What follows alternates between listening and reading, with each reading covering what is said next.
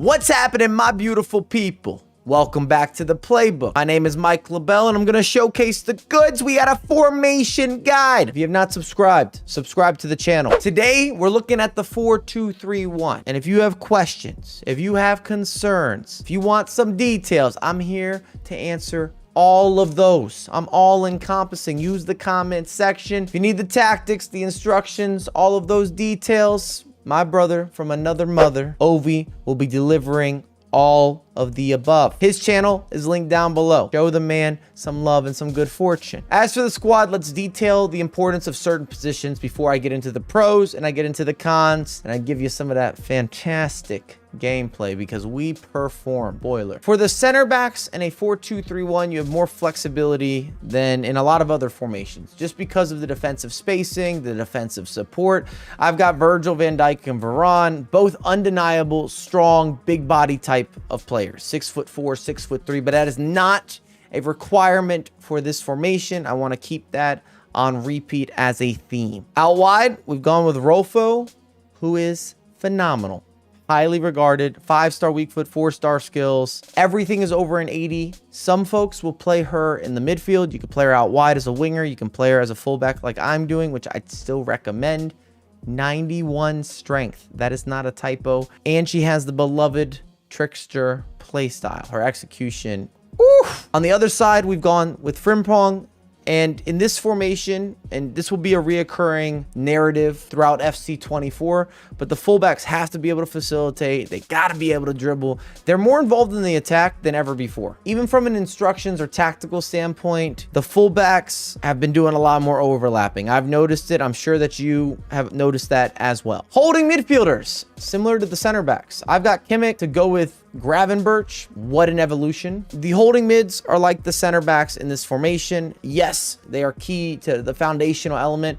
Most importantly, that you're comfortable, but you do have flexibility in terms of choice. You want two balanced players. Would you prefer a maestro and a gladiator? Do you want two bruisers, which is more so the route that I've gone? Gravenberch and Kimmich can go forward, but I still would consider them both more defense oriented. Gravenberch because he's 6'3" and takes up a lot of space, even with the balanced stat lines. And Kimmich because he's built to be that pit bull. He gets stuck into everything, never gets tired, 94 stamina, 6 play styles, but still has a quick enough touch and can facilitate from a holding mid position. Perhaps my most important disclaimer, and we're going to detail this further as we discuss the pros and the cons. Your striker selection in a 4-2-3-1 can either make or break your success story in this formation. I've got Kareem, the Dream, who is impeccable. Foundationally, it's right. I would even go on record as saying this is the best baseline Kareem Benzema item we have ever seen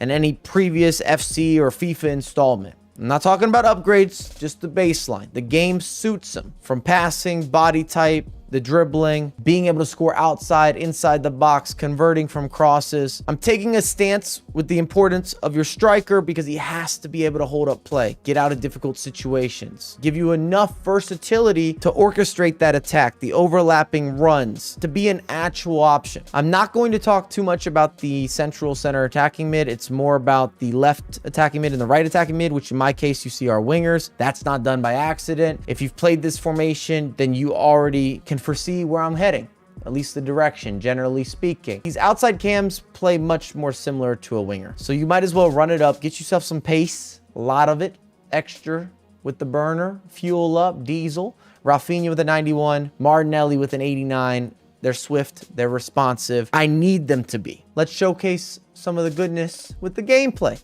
and give you the pros and the cons. First on the checklist, as a pro, defense wins championships. And I'm not trying to be a walking cliche, but the 4-2-3-1 defensively is prime. It's solid. In some ways, it could be effortless. It crowds out passing angles and passing options. You always have players able to support, able to get stuck in, make a difference, whether it's a slide tackle, a standing, a double team, an interception. Defensively, this formation is the best of the best while still maintaining enough balance, offensively to score goals, to have outlets, to hit those counter attacks. You will have a definite chase back option in the 4-2-3-1. Next up, I might have sprinkled it in there. We got support roles, and I'm talking about building triangles, both offensively and defensively.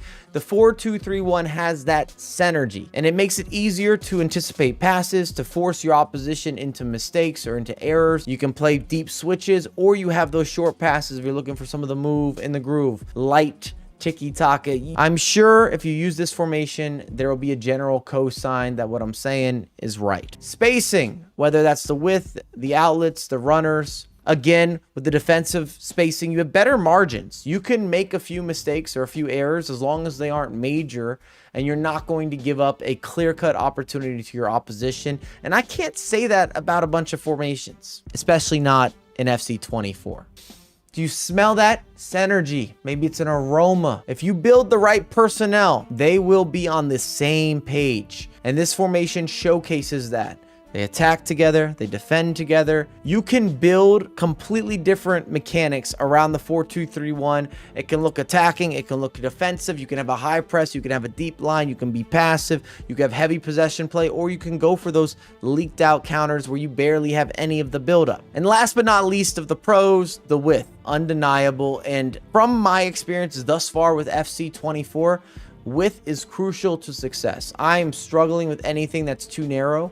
I feel like I'm at a disadvantage. Even if I'm enjoying those formations and those tactical setups, my opponents, especially at the higher level, they always have free passes, free options. They can resurface, recycle, reinvent. They get more time on the ball than they probably deserve. And that isn't necessarily the case when you have width, both offensively and defensively. You can push a certain agenda. As for the cons, and I touched on it, I teased it, but that striker, because you only have the one man that's up front, he's going to be your sole leak out, at least to start or generate some sort of attack. If he or she is not good enough, you will not have success in this formation. If you don't have a striker that has max comfortability, if you don't have a striker who can hold up play, can shift somebody, can move it around, can allow your supporting runners to get into position, or be respected enough to turn a defender.